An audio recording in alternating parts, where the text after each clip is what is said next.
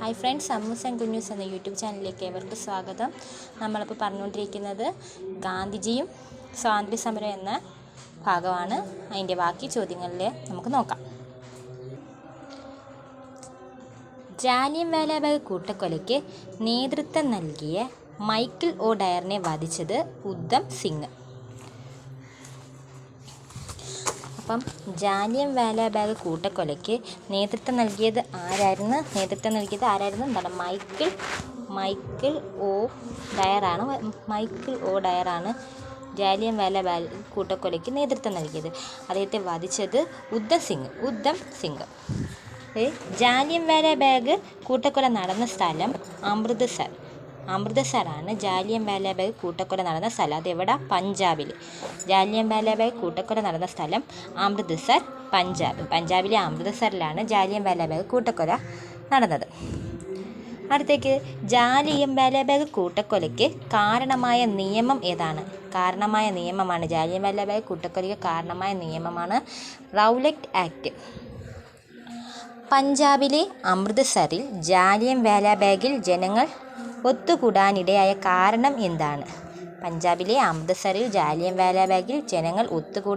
കാരണം എന്താണ്? അത് സെയ്ഫുദ്ദീൻ കിച്ലു, സത്യപാൽ എന്നിവരുടെ അറസ്റ്റിൽ പ്രതിഷേധിച്ചാണ് പഞ്ചാബിലെ അമൃത്സറിൽ ജാലിയൻവാലാബാഗിൽ ജനങ്ങൾ കൂടിയത്. ജാലിയൻവാലാബാഗിൽ ജനങ്ങൾക്ക് നേരെ വെടിവെക്കാൻ ഉത്തരവിട്ട പട്ടാള മേധാവി ആരാണ്? ജനറൽ ഒ ഡയർ ആണ് പട്ടാള മേധാവി.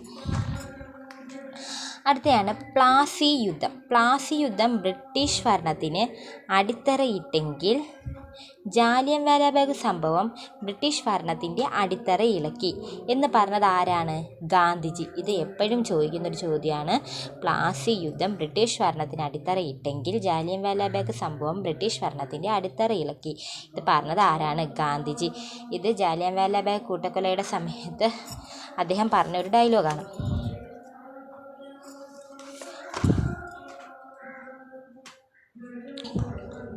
വാഗൺ കൂട്ടക്കൊല 1921. വാഗൺ കൂട്ടക്കൊല നടന്നത് എന്നാണ്? 1921 നവംബർ 10 വാഗൺ കൂട്ടക്കൊല നടന്നത്. അത് മലബാർ കലാപവുമായി ബന്ധപ്പെട്ടുണ്ടായ ഒരു സംഭവമായിരുന്നു വാഗൺ കൂട്ടക്കൊല. വാഗൺ കൂട്ടക്കൊലയെക്കുറിച്ച് പറയുകയാണെങ്കിൽ, മലബാർ കലാപത്തിൽ അറസ്റ്റ് ചെയ്യപ്പെട്ട 90ഓളം കലാപകാരികളെ തിരൂർ റെയിൽവേ സ്റ്റേഷനിൽ നിന്നും ഒരു ഗുഡ്സ് വാഗനിൽ കുത്തി നിറച്ച് കോയമ്പത്തൂരിലേക്ക് കൊണ്ടുപോയി. അതായത് മലബാർ കലാപത്തിൽ അറസ്റ്റ് ചെയ്യപ്പെട്ട 90ഓളം കലാപകാരികളെ തിരൂർ റെയിൽവേ സ്റ്റേഷനിൽ നിന്നും ഒരു ഗുഡ്സ് വാഗനിൽ കുത്തി നിറച്ച് കോയമ്പത്തൂരിലേക്ക് കൊണ്ടുപോയി. കോയമ്പത്തൂരിൽ പോത്തന്നൂരിന് എത്തി വാഗൺ തുറന്നു നോക്കിയപ്പോൾ 72 പേർക്ക് ജീവൻ നഷ്ടപ്പെട്ടിരുന്നു. അവശേഷിച്ചവർ ജീവനോട് മല്ലടിക്കുകയായിരുന്നു. ഈ സംഭവമാണ് നമ്മുടെ വാഗൺ കൂട്ടക്കൊല എന്ന് പറയുന്നത്. ഈ സംഭവത്തിനെ പറയാനാണ് വാഗൺ കൂട്ടക്കൊല. ഇത് മലബാർ കലാപവുമായി ബന്ധപ്പെട്ടുണ്ടായ ഒരു സംഭവമായിരുന്നു. നടന്നത് 1921 നവംബർ 10 മലബാർ കലാപം ആരംഭിച്ച പ്രദേശങ്ങൾ ഏതാണെന്ന് ചോദിച്ചാൽ ഏറനാട്, വള്ളുവനാട്, പൊന്നാനി ഈ 3 സ്ഥലത്താണ് മലബാർ കലാപം ആരംഭിച്ചത്.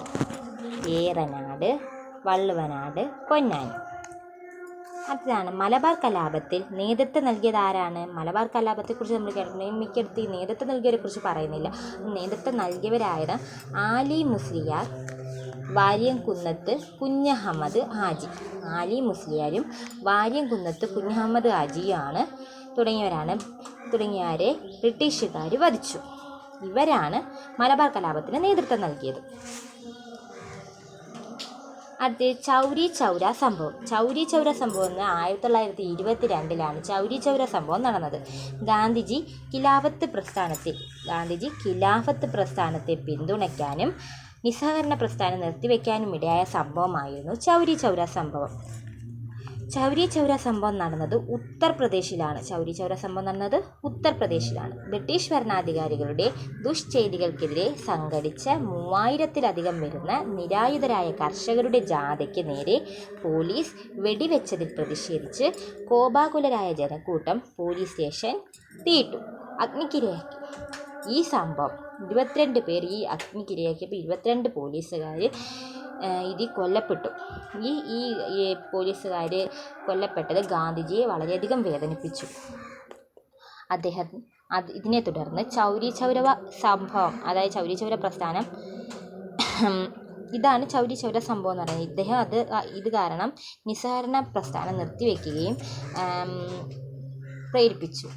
ഖിലാഫത്ത് പ്രസ്ഥാനത്തെ പിന്തുണയ്ക്കാനും ഇദ്ദേഹത്തെ പ്രേരിപ്പിച്ചു. ആ സമയത്ത് നമ്മുടെ സുഭാഷ് ചന്ദ്രബോസ് ഈ സംഭവത്തെക്കുറിച്ച് പറഞ്ഞതാണ്, പൊതുജന വികാരം അതിൻ്റെ പാരമ്യത്തിൽ എത്തി നിൽക്കുമ്പോൾ പിന്മാറ്റത്തിൻ്റെ കാഹളം പുറപ്പെടുവിക്കുന്നത് ഒരു ദേശീയ ദുരന്തത്തിൽ കുറഞ്ഞ് മറ്റൊന്നുമല്ല. സുഭാഷ് ചന്ദ്രബോസ് ആ സമയത്ത് പറഞ്ഞ ഒരു ഡയലോഗാണിത്. അത് മിക്ക പരീക്ഷകളിലും ചോദിക്കുന്നതാണ്. അടുത്താണ് നിസ്സഹകരണ സമരം. ഗാന്ധിജിയുടെ നേതൃത്വത്തിൽ ഇന്ത്യൻ നാഷണൽ കോൺഗ്രസ് നടത്തിയ ആദ്യത്തെ ദേശീയ പ്രക്ഷോഭമായിരുന്നു നിസ്സഹകരണ സമരം. ബഹിഷ്കരണത്തോടൊപ്പം നിർമ്മാണ പ്രവർത്തനങ്ങൾക്കും ഊന്നൽ നൽകി. നിസ്സഹകരണ സമരത്തിൻ്റെ ഫലമായി രൂപം കൊണ്ട ദേശീയ വിദ്യാലയങ്ങളാണ് കാശി വിദ്യാപീഠം, ഗുജറാത്ത് വിദ്യാപീഠം, ജാമിയ മില്ലിയ തുടങ്ങിയവ. നിസ്സഹകരണ പ്രസ്ഥാനത്തിന് അംഗീകാരം നൽകിയ കോൺഗ്രസിൻ്റെ സമ്മേളനമാണ് 1920 കൽക്കത്ത പ്രത്യേക സമ്മേളനം. അടുത്ത ഇതായിരുന്നു ഖിലാഫത്ത് പ്രസ്ഥാനം. ഖിലാഫത്ത് പ്രസ്ഥാനം 1919-20 കാലഘട്ടത്തിൽ നിന്നിരുന്ന ഒരു പ്രസ്ഥാനമായിരുന്നു. നിസ്സഹകരണ സമരം നടക്കുന്ന അതേ കാലഘട്ടത്തിൽ തന്നെ ഇന്ത്യയിൽ ശക്തി പ്രാപിച്ച മറ്റൊരു പ്രസ്ഥാനമായിരുന്നു ഖിലാഫത്ത് പ്രസ്ഥാനം. ഖിലാഫത്ത് പ്രസ്ഥാനത്തിൻ്റെ നേതാക്കളായിരുന്നു മൗലാന ഷൗക്കത്ത് അലിയും മൗലാന മുഹമ്മദ് അലിയും. ഖിലാഫത്ത് പ്രസ്ഥാനത്തെ ഇന്ത്യൻ ദേശീയ പ്രസ്ഥാനത്തോട് ചേർത്ത് വെച്ചതോടെ ഇന്ത്യൻ സ്വാതന്ത്ര്യ സമരത്തിൽ മുസ്ലിങ്ങളുടെ സജീവ സാന്നിധ്യം ഉറപ്പാക്കാൻ ഗാന്ധിജിക്ക് സാധിച്ചു. ഒന്നാം ലോക യുദ്ധത്തിനു ശേഷം തുർക്കിയിലെ ഭരണാധികാരിയും ലോക മുസ്ലിമുകളുടെ ആത്മീയ നേതാവുമായിരുന്ന ഖലീഫയുടെ അധികാരങ്ങൾ പരിമിതപ്പെടുത്താൻ ബ്രിട്ടൻ ശ്രമിച്ചു. ഇതിനെതിരെ ലോകത്തിൻ്റെ വിവിധ ഭാഗങ്ങളിൽ ഉയർന്നു വന്നതാണ് ഖിലാഫത്ത് പ്രസ്ഥാനം. ഖിലാഫത്ത് നേതാക്കൾക്കൊപ്പം ഇന്ത്യയിലുടനീളം സഞ്ചരിച്ച് തൻ്റെ ആശയങ്ങൾ പ്രചരിപ്പിച്ചതിലൂടെ ഹിന്ദു മുസ്ലിം ഐക്യം ശക്തിപ്പെടുത്തുവാൻ ഗാന്ധിജിക്ക് കഴിഞ്ഞു. അടുത്തയാണ് വൈക്കം സത്യാഗ്രഹം. 1924 വൈക്കം സത്യാഗ്രഹം. പൊതു ഇടങ്ങളിലെ അയിത്താചാരണത്തിനെതിരെ ഇന്ത്യയിൽ നടന്ന ശ്രദ്ധേയമായ സമരമായിരുന്നു വൈക്കം സത്യാഗ്രഹം. വൈക്കം ക്ഷേത്രത്തിന് മതിൽക്കെട്ടിന് പുറത്തുള്ള വഴിയിലൂടെ എല്ലാ ജാതിക്കാർക്കും നടക്കുവാനുള്ള അവകാശം നേടിയെടുക്കുന്നതിനുള്ള സമരമായിരുന്നു വൈക്കം സത്യാഗ്രഹം. 1924 വൈക്കം സത്യാഗ്രഹം നടന്നത്. സത്യാഗ്രഹത്തിന് ആവേശം പകരാൻ ഗാന്ധിജി വൈക്കത്തെത്തിയ സംഭവം വിവരിക്കുന്ന വൈക്കം മുഹമ്മദ് ബഷീറിൻ്റെ കൃതിയാണ് ഓർമ്മക്കുറിപ്പ്. അമ്മ എന്ന കഥയാണതിൽ പറയുന്നത്. അടുത്ത വൈക്കം സത്യാഗ്രഹവുമായി ബന്ധപ്പെട്ടാണ് സവർണ ജാഥ. വൈക്കം സത്യാഗ്രഹവുമായി ബന്ധപ്പെട്ട് നടന്ന ജാഥയ്ക്ക് നേതൃത്വം നൽകിയ നവോത്ഥാന നായകനായിരുന്നു മന്നത്ത് പത്മനാഭൻ. സവർണ ജാഥ ആരംഭിച്ചത് 1924 നവംബർ 1 സവർണരെ പങ്കെടുപ്പിച്ചുകൊണ്ട് സവർണ ജാഥ നടന്നത് വൈക്കം ക്ഷേത്രനട മുതൽ തിരുവനന്തപുരം വരെയാണ്. വൈക്കം ക്ഷേത്രത്തിലേക്കുള്ള എല്ലാ വഴികളും ജാതിമത ഭേദമന്യേ എല്ലാവർക്കും തുറന്നു കൊടുക്കണമെന്ന് അഭ്യർത്ഥിച്ച് സവർണ ജാഥ നിവേദനം സമർപ്പിച്ചത് മഹാറാണി സേതു ലക്ഷ്മി ഭായിക്കായിരുന്നു. അപ്പം നമ്മൾ ഇന്ന് പഠിക്കാൻ എടുത്ത ചോദ്യങ്ങളാണ്. നമ്മൾ സ്വാതന്ത്ര്യ സമരത്തിൻ്റെ ഭാഗമായിട്ട് ഗാന്ധിജിയും സ്വാതന്ത്ര്യ സമരവും എന്ന ഭാഗമായിട്ട് നമ്മൾ തിരഞ്ഞെടുത്ത കുറച്ച് ചോദ്യങ്ങളാണിത്. ഇതിൽ നിന്നോ അല്ലെങ്കിൽ ഇതിൽ കൂടുതലോ എന്തെങ്കിലും സംശയങ്ങൾ നിങ്ങൾക്ക് അറിയേണ്ടതായിട്ടുണ്ടെങ്കിൽ ഇതിൽ നിങ്ങൾ കമൻറ്റിൽ വന്നിട്ട് ചോദിച്ചാൽ മതി. എനിക്കറിയാവുന്നതാണെങ്കിൽ ഞാൻ തിരിച്ച് റിപ്ലൈ ഇടുന്നതായിരിക്കും. അപ്പം എൻ്റെ ക്ലാസ് എല്ലാവർക്കും ഇഷ്ടപ്പെട്ടെന്ന് വിശ്വസിക്കുന്നു.